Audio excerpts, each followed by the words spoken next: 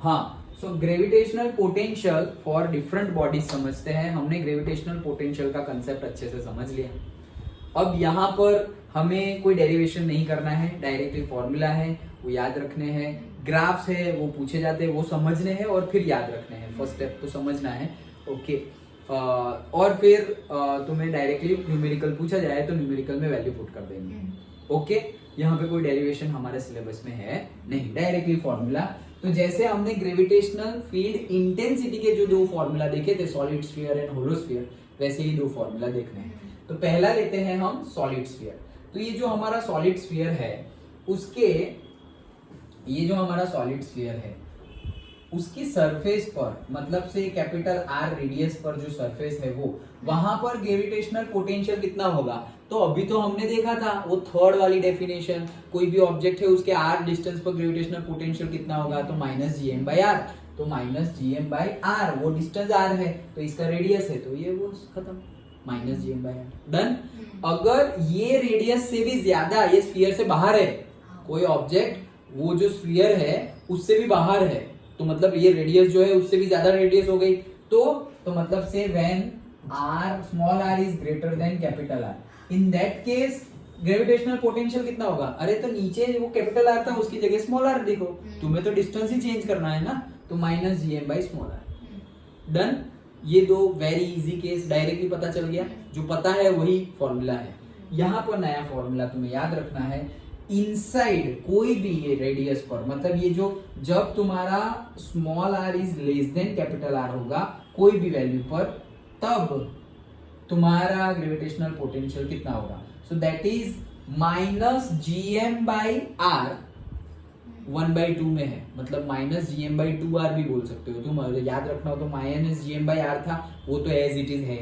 तो दूसरा एक्स्ट्रा क्या है, दूसरा एक्स्ट्रा है 1/2, ये 2 एक्स्ट्रा है ना, तो 1/2 ब्रैकेट में 3 minus small R by capital R to the whole square. फिर से याद रखने की ट्रिक बता रहा हूं, नहीं तो डायरेक्टली याद ही रखना है। क्या, कैसे याद रखोगे, सबसे पहले minus G M by R, इतना तो है ही, और मल्टीप्लाई में क्या है, और मल्टीप्लाई में है 1/2 और ब्रैकेट में यहाँ पर 3 और माइनस में directly r by capital R to the whole का स्क्वायर, दैट्स इट। तो देखो ये माइनस 2r हो गया, ये रहा, डन, समझ में आ गया। फिर से याद रह गया, फिर पूछूंगा मैं क्या, minus G M by R तो तीनों जगह है, ओके। अभी अगर सरफेस पे है तो कैपिटल आर, भाई दूर चले गए तुम स्मॉल आर डिस्टेंस पर, small R is greater than capital R, वहां चले गए तो कोई बात नहीं, नीचे से कैपिटल आर को निकाल के स्मॉल आर लिख दो। अच्छा अगर तुम कम डिस्टेंस पे चले गए, मतलब when small R is less than capital R, तब भी वो जो मेन फॉर्मूला है वो तो रहेगा ही, minus G M by capital R, उतना तो रहेगा ही। तो बाकी लिखना है हमें, 1/2 लिखो, फिर ब्रैकेट में 3 minus small R by capital R to the whole square, that's it, done, okay. तो ये हमने फॉर्मूला पढ़ा। नाउ अगर हम सेंटर में बोल दे तो कितना होगा, मतलब ये क्लीन कर दो ना सर वो, हाँ। तो अगर मैं सेंटर में मुझे पता करना हो कि V मतलब ग्रेविटेशनल पोटेंशियल सेंटर पे कितना होगा, तो देखो सेंटर पे कितना होगा, सेंटर पे ये जो तुम्हारा R है, ये पॉइंट जो है वो पॉइंट यहाँ अगर फाइंड कर रहे हो तो सेंटर और इसके बीच का डिस्टेंस कितना है, स्मॉल आर, तो इसलिए हमने यहाँ स्मॉल आर लिया। लेकिन अगर तुम सेंटर पे जाओगे तो स्मॉल आर क्या हो जाएगा, 0, क्योंकि स्मॉल आर क्या है, एक्चुअल डिस्टेंस जहां तक तुम्हें फाइंड करना है। तो सेंटर पे तो कोई रेडियस ही नहीं है ना, स्फीयर की रेडियस तो है लेकिन तुम्हें जहां फाइंड करनी है उसकी कोई रेडियस है नहीं। समझ में आ रहा है पॉइंट, पक्का, ओके। सो स्मॉल आर क्या हो जाएगा सेंटर पर, ये small R is equal to 0 हो जाएगा, 0 बाई समथिंग 0, 0 का स्क्वायर 0, तो ये पूरा का पूरा गया, तो बचा क्या, minus G M by 2r into 3, ये 3 आगे भेज दो तो minus 3/2 G M by R, simple. इसमें तो कोई याद ही नहीं रखना, इसमें तो कंसेप्ट पता होना चाहिए कि सेंटर पे पोटेंशियल 0 होगा, वैसा मत याद रख लेना, वो तो इन्फिनिटी पे 0 होता है, पोटेंशियल कहीं और 0 होता नहीं है, वो तो इन्फिनिटी पे 0 होता है, लेकिन r 0 हो जाता है, मतलब जो डिस्टेंस पे तुम फाइंड करने वाले हो वो 0 हो गया, देन तो वो r 0 हो गया, दैट्स इट।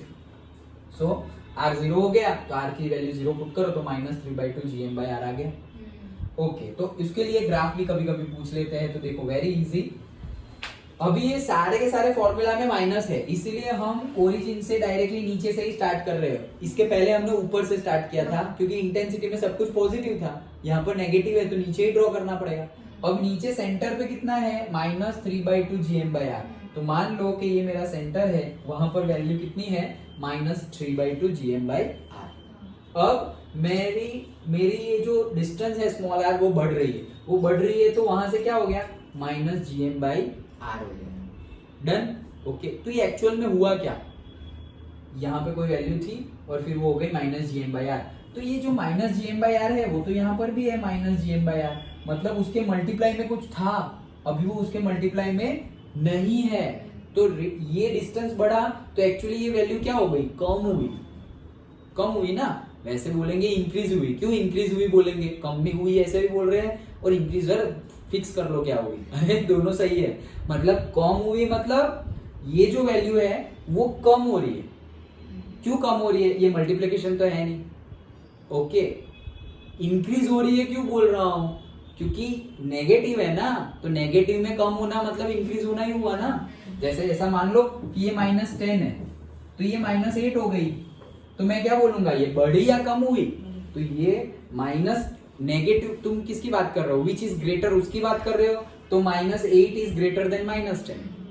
ओके, ये बड़ी ज्यादा वैल्यू है, तो ज्यादा वैल्यू कब होगी, जब तुम इंक्रीज करोगे। तो हम वैसे क्या बोलेंगे कि वैल्यू इंक्रीज हुई, वैल्यू क्या हुई, इंक्रीज हुई, लेकिन नेगेटिव में कम हुई। नेगेटिव साइन है ना, तो नेगेटिव में क्या हो गई, कम हो गई। अभी तुम इससे और दूर जाओगे तो अरे और दूर हो, और कम हो जाएगी, और दूर गए तो अरे और कम हो जाए, और दूर गए तो भाई चले जाओ ना इन्फिनिटी पे, किसने रोका है, तो 0 हो जाएगी। डन, समझे। ओके, ऐसे समझोगे तो फिर वो शायद कंफ्यूजन होता होगा, वो भी नहीं होगा, नहीं तो फिर प्लस माइनस में गड़बड़ी हो जाएगी, बढ़ रहा था कम हो रहा था, क्या हो रहा है एक्चुअली। डन। ओके, सो ये -3/2 GM/R है। अभी तुम्हें पता ही है कि अगर तुम ये डिस्टेंस बढ़ा रहे हो तो यहां से तुम्हें और नेगेटिव वैल्यू में जाना है या ऊपर जाना है, तो तुम्हें पता ही है, तुम्हें तो 0 की साइड जाना है ना भाई। डिस्टेंस बढ़ाओगे वैसे वैसे वो कम होता जा रहा है, तो तुम्हें ऊपर ही बढ़ना पड़ेगा, तो यहाँ नीचे जाने का तो कोई सवाल ही नहीं है। डन। अच्छा, अब यहां से सपोज तुम सरफेस पर आ गए, small r is equal to capital R at the surface, वहां पर आ गए तो वो है -GM/R, तो वो तुम यहाँ आ गए, suppose -GM/R where small r is equal to capital R। तो यहाँ से ऐसे देखो, कम हुआ और यहाँ मतलब इंक्रीज हो रहा है, नेगेटिव में कम हुआ मतलब इंक्रीज हो रहा है। डन। अब क्या, अब और दूर जाओ तो वैल्यू क्या हो जाएगी, इंक्रीज होते लास्ट में इन्फिनिटी पे 0 हो जाएगी। इन्फिनिटी तो हम लेने नहीं वाले, तो हम 0 पहुंचाएंगे भी नहीं, तो हमने ऑलमोस्ट 0 कर दिया। अभी अगर तुम या r is equal to infinity बोलोगे तो हम यहाँ पे चिपका देंगे, लेकिन इन्फिनिटी नहीं बोलोगे तो नहीं चिपकाएंगे। तुम बोलो कि भाई क्लीन कर दूं ये, अच्छा, अगर मैं बोलूं कि दिस इज माय इन्फिनिटी, अगर ऐसा मैं बोलूं तो फिर क्या करूंगा, हम ऐसे चिपका देंगे, ऐसे चक्कर में। डन। क्यों, क्योंकि इन्फिनिटी पे 0 है ना भाई, इसलिए। लेकिन इन्फिनिटी है नहीं तो हम उसको टच नहीं कर देंगे 0 से। दैट्स इट, ये ग्राफ ड्रॉ करना है, ये समझना है, इसमें तो डायरेक्ट याद रखना था, ये समझना है कि कैसे ड्रॉ किया। डन।